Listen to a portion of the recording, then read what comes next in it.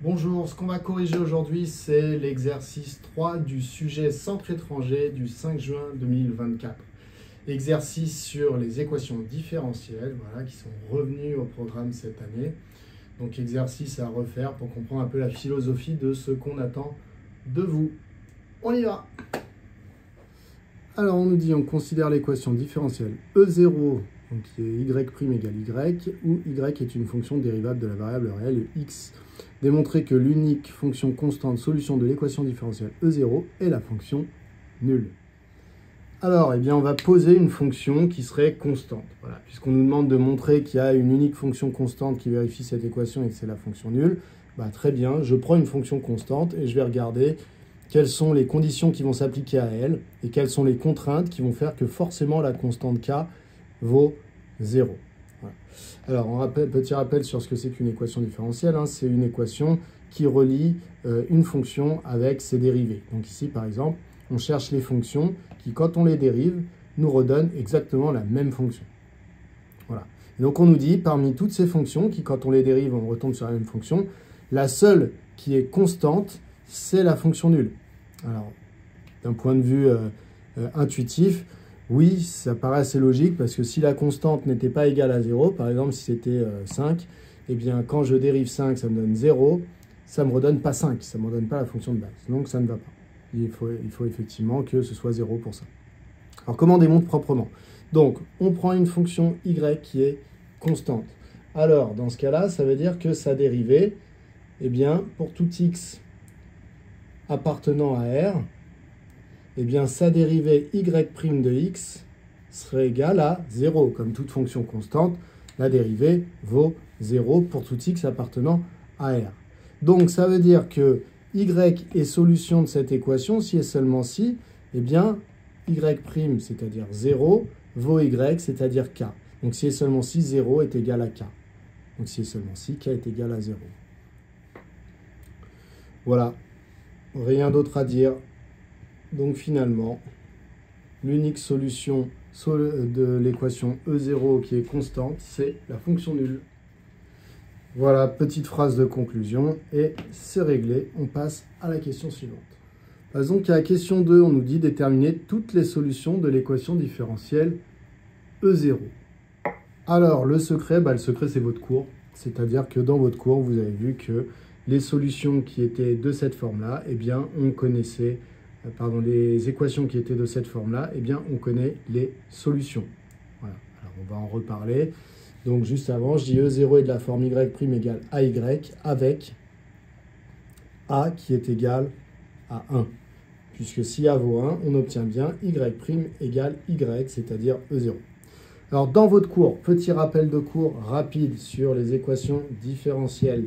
Eh bien, quand vous avez une équation de ce type-là, les solutions s'écrivent sous la forme x associe une constante fois exponentielle de ax.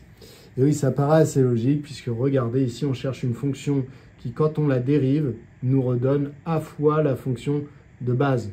Donc, on sait que les exponentielles de ax vérifient cette condition, puisque quand on dérive exponentielle de ax, ça nous donne a exponentielle de ax. Donc on retombe bien sur exponentielle de ax et il y a bien un a qui est parti devant.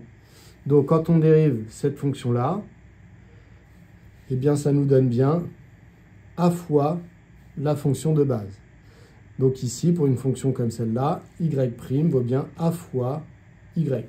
Bon, et à cela, on peut rajouter une constante, puisque quand on a une constante ici, en dérivant, on retombe sur la constante fois la dérivée, mais cette fonction, c'est la même chose que d'écrire, donc c fois a, c'est pareil que d'écrire a fois c. Et du coup, ici, on retombe bien sur la fonction de base, donc sur a fois la fonction de base encore. Voilà. Alors après, vous avez une démonstration dans votre cours qui dit que voilà, ce sont bien les seules fonctions qui sont solutions. Donc là, je n'ai pas expliqué pourquoi c'était les seules, mais en tout cas, pourquoi c'est logique d'avoir ce type d'expression pour les solutions. Donc, on va dire, c'est de la forme ça. Donc, d'après le cours, les solutions de E0 sont les fonctions définies sur R de la forme AX. Eh bien, on associe une constante fois exponentielle de AX, donc pour nous, de 1x, avec c qui est un nombre réel. Et au passage, si vous prenez c égale 0, vous retombez sur x associe 0. Et en fait, c'est la solution de la question 1, c'est la solution constante. Voilà. Donc, c exponentielle de 1x, que vous pouvez aussi écrire c exponentielle de x. Voilà pour cette question. Ensuite, on considère une autre équation différentielle. Donc, cette fois-ci, c'est l'équation différentielle E, qui s'exprime par y' est égal à y moins cosinus de x moins 3 sinus x, où y est une fonction dérivable de la variable réelle x. Donc la question 3, on nous dit la fonction h définie sur R par h de x avec l'expression qui est ici. On admet qu'elle est dérivable sur R, démontrer que la fonction h est solution de l'équation différentielle E. Donc il faut démontrer que cette fonction h, ici définie là, est solution de l'équation qui est là-haut. Alors être solution de l'équation, ça veut dire que quand on remplace y par h, il y a bien égalité. Donc c'est ça qu'on va essayer de vérifier. Donc la question qu'on se pose, c'est est-ce que la fonction h définie comme celle-là est solution de l'équation E? Être solution de l'équation E, comme on a une équation différentielle, je vous rappelle, l'inconnu, ça n'est pas x dans une équation différentielle, c'est la fonction. On recherche des fonctions, on ne recherche pas des valeurs de x. Donc on recherche des fonctions dont l'expression vérifie cette équation ici. Donc montrer que h est solution de cette équation, c'est dire qu'en fait, quand je remplace y par des h, il y a bien égalité. C'est-à-dire que h' est égal à h moins cos x moins 3 sinus x, et ça pour n'importe quel x réel. Donc pour ça, il faudrait que je sache si la dérivée de h vaut bien ça. Donc je vais commencer par calculer la dérivée de h, l'expression de la dérivée de h. Donc h, pas besoin de justifier qu'elle est dérivable, c'est admis dans l'énoncé. Je repère, l'opération principale, c'est une addition. Donc je vais dériver d'abord ce terme, puis celui-là, et remettre l'addition. Ensuite, dans ce terme-là, je m'aperçois que c'est un produit. C'est un produit, mais entre une constante et une fonction. Donc, pas besoin d'utiliser u fois v, vous pouvez utiliser k fois u, et la dérivée de k fois u, eh bien c'est k fois u', c'est-à-dire on recopie la constante et on dérive la fonction qui accompagne. Je veux donc dériver cos de x. La dérivée de cos de x, petit moyen mnémotechnique, c'est de tracer un espèce de cercle trigonométrique comme ça. Alors c'est un faux cercle trigonométrique, parce que dessus j'écris n'importe quoi. Mais en général, vous comprenez ça. Donc ça donne cosinus x, ici sinus x, moins sinus x, moins cos x. On s'écrit ça. Et puis quand on dérive, on va dans le sens du temps. Quand on primitive, on remonte dans le passé, on va dans l'autre sens. Par exemple, dérivée de sinus, c'est cosinus. Dérivée de cosinus, c'est moins sinus. Dérivée de moins sinus, c'est moins cosinus. Dérivée de moins cosinus, c'est sinus. Et si vous voulez primitiver, c'est dans l'autre sens. Primitive de cosinus, sinus. Primitive de sinus, moins cosinus. Primitive de moins cosinus, moins sinus. Et primitive de moins sinus, c'est cosinus. Donc ici, je veux dériver cosinus. Je vais donc dans le sens du temps. Cosinus, quand je dérive, j'obtiens moins sinus. Donc ça donne moins sinus de x plus dérivée de sinus, cosinus. Voilà. J'ai donc une expression de la dérivée h'. Alors, je peux l'améliorer un tout petit peu, c'est-à-dire qu'ici, j'ai 2 fois moins sinus x, donc je peux dire que c'est moins 2 sinus x plus cos x. Voilà. Donc la question, c'est est-ce que cette dérivée, donc est-ce que h' vaut bien h moins cos x moins 3 sinus x? Donc pour savoir, je vais calculer ce côté-là et je vais regarder si j'arrive à h'. Donc, pour tout x appartenant à R, je vais calculer h de x moins cos x moins 3 sinus x. Alors là, vous allez voir, je vais rajouter des x. J'aime pas bien quand c'est mélangé entre fonction, notation fonctionnelle et notation d'expression. Voilà. C'est une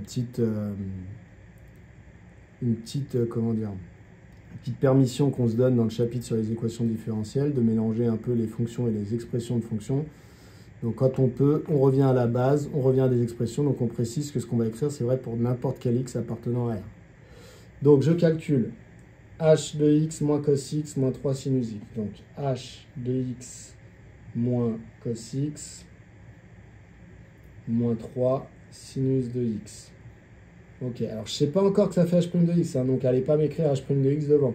J'en sais rien, justement, c'est ce que j'essaie de prouver. Alors, h de x, ça fait 2 cos x plus sinus x. Et donc, moins cos x, moins 3 sinus x. Du coup, est-ce que ça redonne bien h' de x? Bon, on calcule. Alors, on a 2 cos x moins 1 cos x, donc ça fait plus que cos x. Ensuite, on a plus sinus x moins 3 sinus x, donc ça fait moins 2 sinus x. Et là, on se rend compte que moins 2 sinus x plus cos x, c'est bien h' de x. Donc finalement, on a bien prouvé que pour n'importe quel x, h' de x était égal à h de x moins cos x moins 3 sinus x.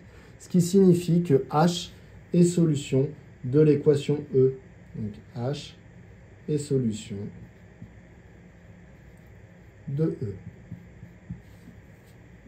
On passe donc à la question 4. Dans la question 4, on considère une fonction petit f définie et dérivable sur R. Démontrer que f est solution de E est équivalent à f moins h est solution de E0. Alors, je veux montrer que f est solution de E est équivalent à f moins h est solution de E0. Voilà. Alors, pour cette question-là, vous avez plusieurs méthodes. Soit vous faites une méthode par implication simple, c'est-à-dire que d'abord, vous supposez que f est solution de E et vous montrez que ça entraîne que f moins h est solution de E0. Puis, dans ce cas-là, vous devez aussi supposer que f moins h est solution de E0 pour montrer que ça entraîne que f est solution de E. Donc dans ce cas-là, vous avez deux étapes dans le raisonnement. D'une part, vous supposez ça, vous voulez montrer que ça entraîne ça. Et d'autre part, vous supposez ça et vous voulez démontrer que ça entraîne ça. Voilà. Sinon, vous pouvez aussi raisonner par équivalence directement. Ça se fait assez bien. Donc on peut partir du fait que f moins h est solution de E0 et essayer de raisonner par récurrence pour arriver au fait que f est solution de E. Alors déjà qu'on se mette d'accord, f est solution de E, c'est-à-dire que quand on reprend l'équation E qui est là, eh bien on peut remplacer y par f, ça fonctionne. C'est-à-dire que f' vaut f moins cos de x moins 3 sinus x. Voilà. Ça c'est la première chose, c'est f est solution de E. Donc en fait, on veut montrer que ça, c'est équivalent à dire que f moins h est solution de E0. E0, je vous rappelle, c'est celle-là, y' égale y. Donc ça veut dire que c'est équivalent à dire que f moins h' est égal à f moins h. C'est-à-dire que j'ai mis f moins h à la place de y, et visiblement, comme f moins h est solution, eh bien il y a égalité. Donc il faut que j'arrive à prouver que ça, c'est équivalent à ça. Voilà. Donc c'est mon but. Je redécale ça. Donc, je pose une fonction f définie et dérivable sur R. Voilà. Donc, je prends une fonction quelconque du moment qu'elle est définie et dérivable sur R. Ensuite, je vais essayer plutôt de partir de ça et de prouver que c'est équivalent à ça. C'est un petit peu plus simple que d'aller dans l'autre sens. Voilà. Donc, ça, c'est un petit coup à prendre avec l'expérience. Donc, je vais partir de f moins h solution de 0 et je vais essayer de montrer que c'est équivalent à dire que f est solution de E. Donc, f moins h est solution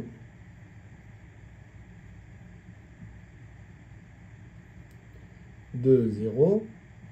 Ça, c'est quelque chose qui est équivalent, c'est une affirmation qui est équivalente à f moins h' est égal à f moins h, puisque E0, je vous rappelle, c'est y' égale y. Donc, si f moins h est solution de 0, ça veut dire que f moins h' est égal à f moins h. Donc, f moins h' est égal à f moins h. Bon, mais f moins h', vous avez appris l'année dernière en première que quand vous avez une soustraction entre deux fonctions, la dérivée, eh bien, c'est la soustraction des dérivées. Donc, ça donne f' moins h' est égal à f moins h.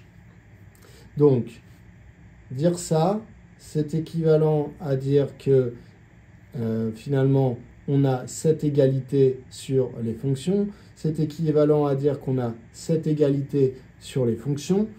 On continue, on déroule. On veut arriver à f solution de E. Donc f solution de E, je vous rappelle, c'est montrer que f' est égal à f moins cos de x moins 3 sinus de x. Donc, je vais essayer d'isoler f'. Donc, ça veut dire que je dis que c'est équivalent à dire que f' est égal à f moins h moins h'. Donc, ici, je vais transposer h', donc plus h', pardon. Voilà, hop. Et donc, maintenant, bah, je voudrais arriver à ça. Donc, j'ai bien f' est égal à f, mais par contre, je n'ai pas du tout moins cos de x, moins 3 sinus de x. Donc, il va falloir que je me réintéresse à qui est h, qui est h'. Il se trouve que h, on a prouvé que h était solution de E. Alors, qu'est-ce que ça veut dire? Ben, ça veut dire que si je mets h à la place de y dans l'équation E, eh bien, il y a égalité. Alors, l'équation E, je vous rappelle, c'est celle-là. Hein. Et donc, on a déjà montré que h était solution de E. Donc, ça veut dire que h' vaut h moins cos de x moins 3 sinus de x. Donc, finalement, c'est équivalent à dire que f' est égal à f moins h plus, et donc h' que je vais remplacer par ça, puisque je sais que h est solution de E, qu'on a démontré avant. Donc, ça me donne plus h moins cos x moins 3 sinus x. Hop, j'efface. Par contre, il faut bien que vous signalez au correcteur que cette équivalence n'est vraie que parce que h est solution de E. Donc ici, on va mettre un petit h, solution de E sous notre équivalence ici. Ensuite, du coup, donc le but c'est toujours d'arriver à ça. Hein. Là, on se rend compte que moins h plus h, eh bien, ça s'annule. Et on obtient donc que f' est égal à f moins cos de x moins 3 sinus de x. On obtient donc ce qu'on voulait, c'est-à-dire que f finalement est solution de l'équation E. Donc on va l'écrire.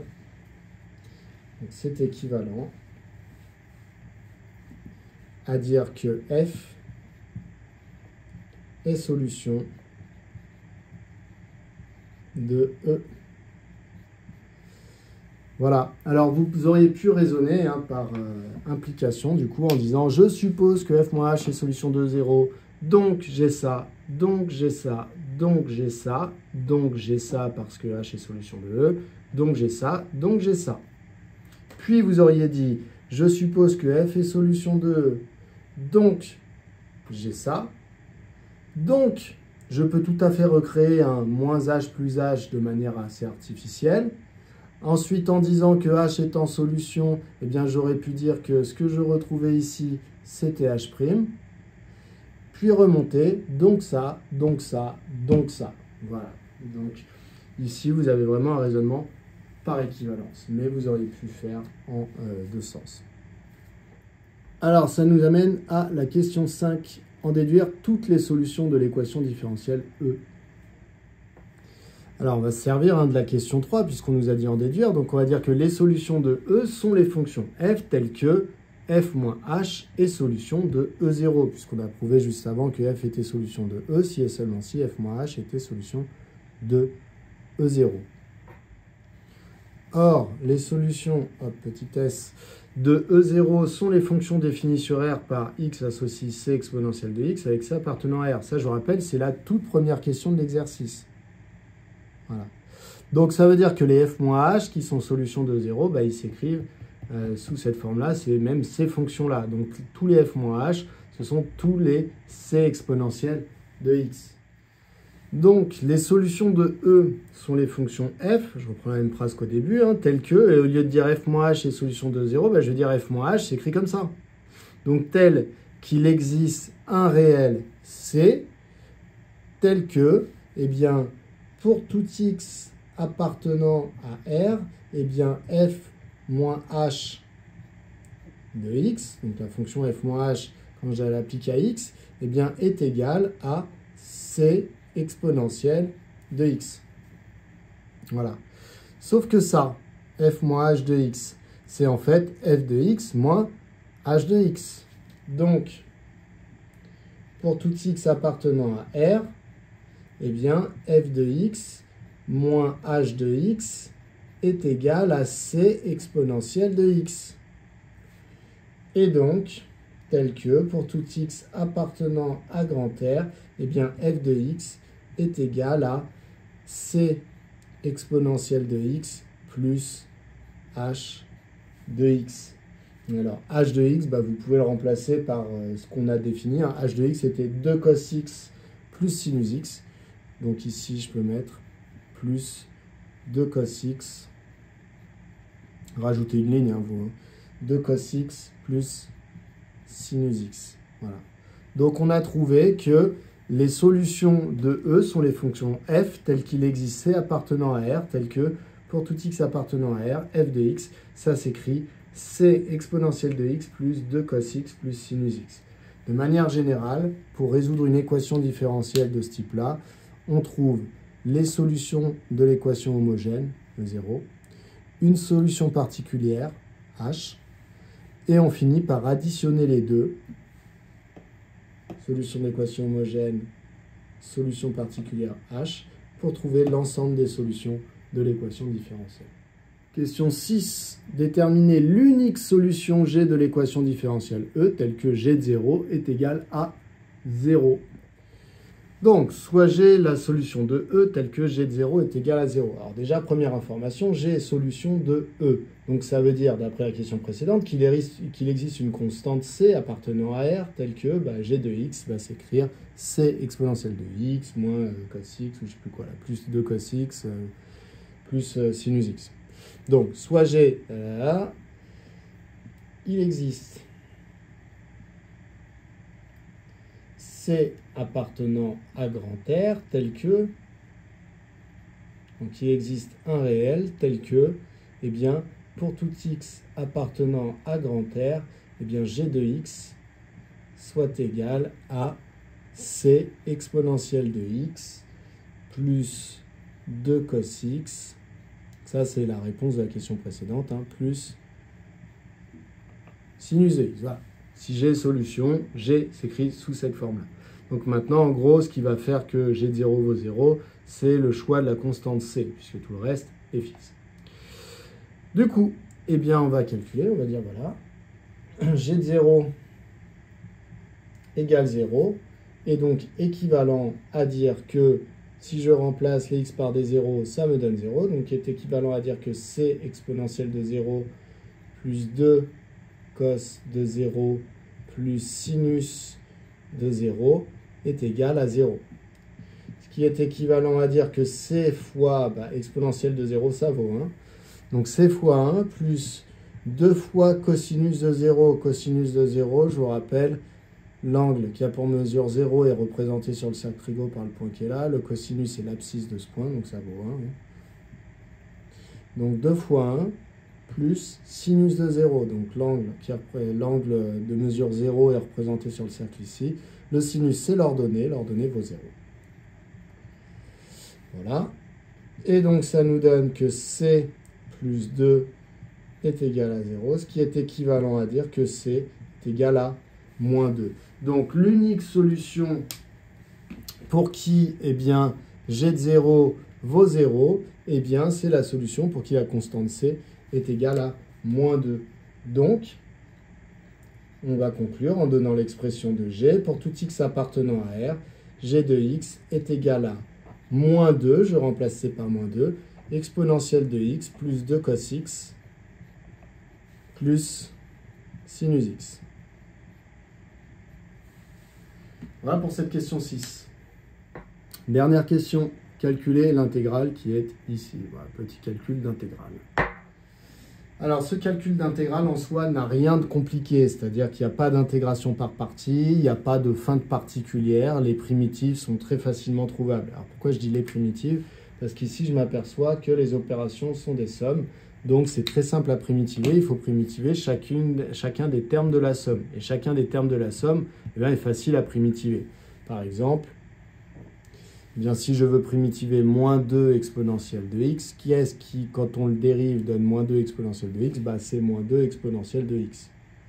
Effectivement, vous avez une constante fois une fonction. La dérivée, c'est la constante qui reste. et la dérivée de la fonction, e de x dérive en e de x, donc effectivement c'est ça. Donc, vous voyez, pas très compliqué. Ensuite, quelle est la fonction, quelle est la primitive de sinus x? Je vous refais le petit cercle trigo de tout à l'heure, là. Donc cos x ici, moins cos x, sinus de x, moins sinus de x. Je rappelle une fois de plus, pour pas qu'on me tombe dessus, ça n'a aucune valeur ce dessin-là, c'est juste quelque chose qui en général aide les élèves, c'est pour ça que je vous le redonne. Quand on primitive, en quelque sorte, on remonte le temps. Donc, on va avoir comme moyen mnémotechnique qu'on va tourner dans le sens contraire des aiguilles d'une montre. Contrairement à quand on dérive ou on tourne dans l'autre sens. Je cherche une primitive de sinus x. Donc, primitive de sinus x, je remonte le temps. J'arrive à moins cosinus x.